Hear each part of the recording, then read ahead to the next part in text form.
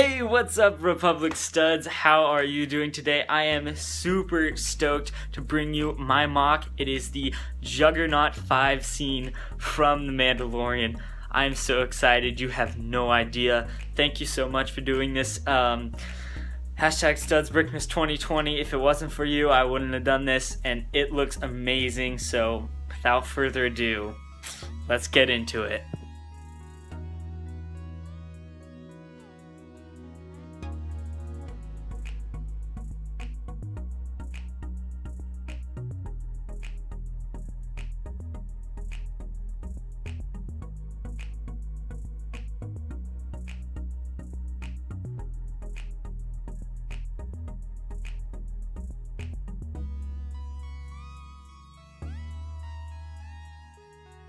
Alright, studs, let's get into it. I am super stoked. So, basically, what we have here is the Juggernaut 5 mock from The Mandalorian, like I already said. So, super cool, super cool. You can see the aliens that I have created here. I used a bunch of different pieces. Obviously, we have the Stacey-Tin horns there, but that's actually the Centaur's top from Harry Potter. I think they worked pretty well with the angry look there. So if you want to take a close look at those, these dudes are pretty nice. This one I think looks the most accurate. And he here has this prying open tool. And basically what he's trying to do is pry open the place for the Rhydonium. And you can see the Rhydonium in there. And it opens and closes as you please. And then there's that little black plate to make sure it doesn't close too far. And I think it looks rather good. Over here we have Mando in the scene taking on those pirates without a gun. We'll get to where his gun is in a second. But basically the pirates have come from the ship, which we will get to in a second as well. And they've come on, as you've seen in the show, which was amazing, might I add. And they're coming on, and that's the scene where he's in like a chokehold by the guy who's hanging off the side. But obviously, you can't do a chokehold in Lego, so I didn't. I used the hover tank troopers because those are the troopers I had that looked the most like the actual troopers in the episode. I could have used shore troopers, but I didn't have any shore troopers, so I didn't. But yeah, these aliens are all pretty cool and unique and different. There's the Death Eater mask with the Cyclops head. Looks great. As always, the Neomodian guard with the helmet. And then this guy over here, another centaur looking dude. He is actually manning the skiff here, which I think turned out really well. I really like the way the skiff turned out. Now, something that's really nice about the skiff is the fact that, well, first of all, I was able to get it in all dark tan, most of it, and I think I captured the look pretty well. Also, I'm sure you're remembering that it only has one jet and not two, but actually if you look at the first skiff that pursues them, it does have two, so they're each kind of different and unique, which kind of makes sense because they're pirates and they're just scrapping, you know, salvaging the parts that they can, so each one's gonna be a little different. But yeah, that's why there's two there instead of one. And then of course the lever for the Centaur alien man to, you know, control the skiff. And then obviously the windshield piece looks very interesting, used as the base there. Over here we have the alien that has fallen off. Now obviously there are a lot of aliens that fall off, but this one, in my opinion, looks really interesting. We have little Annie torso with the Cyclops head. He looks like he's just died, and he has, because we can clearly see, and this stud is supposed to be on him right there, that he has died. And you can see the blood on the bottom, and he's a goner. And then you can see Mando's gun, which he was shot with, which Mando threw at someone because it ran out of ammo. And yes, I'm surprised too that actually it ran out of ammo. It's kind of crazy. But here's some droid arms. I'm just gonna go over this stuff quickly because, like you said, under 10 minutes. So you can see we got some droid arms, a little few places. There's a 501st Battle Pack piece. They're incorporated throughout this entire mock, which I think is awesome. You can see I tried to do a bit of scenery here with all of these just the different colors of the road, and then I tried to make a little bit of the road, but I'm like super stretched as far as pieces goes. I had to destroy so much stuff to get this thing to work, but it's worth it. Here's a little pond over here, makeshift tree, a fallen over tree, which you can actually see its other part is over there on the other side of the road. It's been like cleared or something. And then I just incorporated some Harry Potter trees into the build.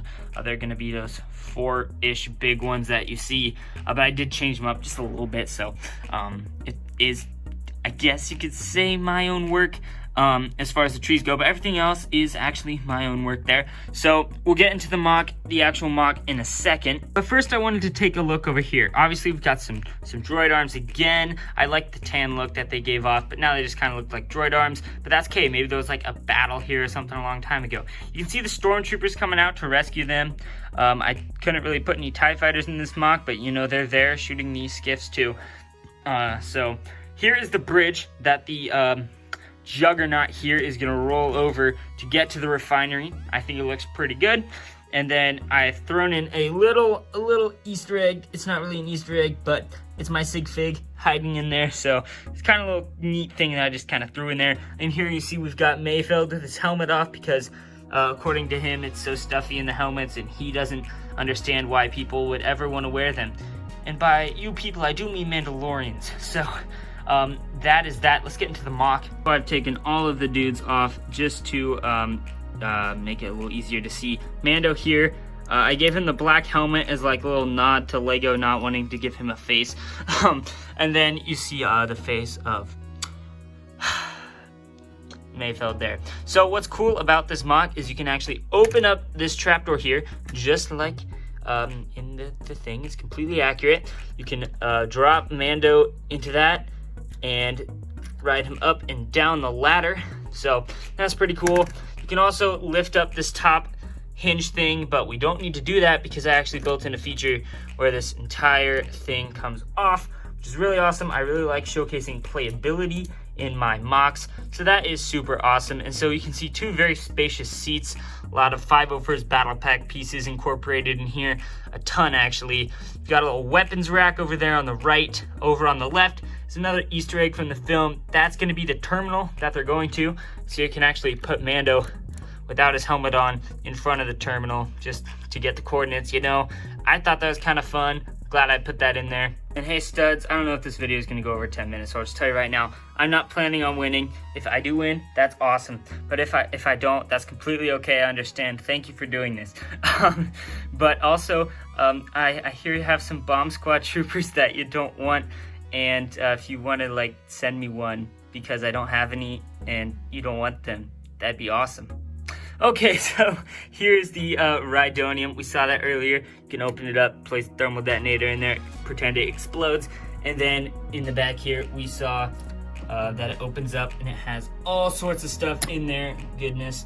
But what's really cool about this MOC is the way it moves. So just like the clone turbo tank, you can turn it, but just by grabbing it and turning it. So that is super cool because each one of these joints is connected by a singular Technic pin, and so that Technic pin has just a little bit of leeway, and so when you compound that between all of the different sections, 1, 2, 3, 4, 5, 6, 7, 8, you have quite a bit of leeway, and so you can actually get it to do a decent amount of turning, which is really awesome. So studs, quick lesson, real quick lesson. I've been studying the mechanics of these machines. Here we have the clone turbo tank. I know you have this one. It's great. The way it turns is you lean it and do this, right?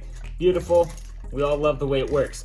The way the suspension works is when it runs over something, each individual wheel here, and I did steal the wheels off the clone turbo tank, but each individual wheel here has its own suspension, which means when this wheel runs over something, the other one goes down, and basically the entire thing just stays the same. Now the middle wheel is a little different, but it still has its suspension, which means when it's going over something like this, basically the top just doesn't move at all. So if you look at the genius design that I have created for the Juggernaut 5, basically, it doesn't need any suspension because the entire thing is the suspension, right? So say it's gonna run over something, it's gonna run over this, and the entire thing is gonna turn, instead of just the wheels, right? Which makes it a bit of a bumpier ride, and so the Rhydonium isn't going to be having a fun time, but it's kind of the way the Juggernaut works in the universe, so I was glad I was able to replicate it. Now, we're going to watch here. So I'm going to put some pieces.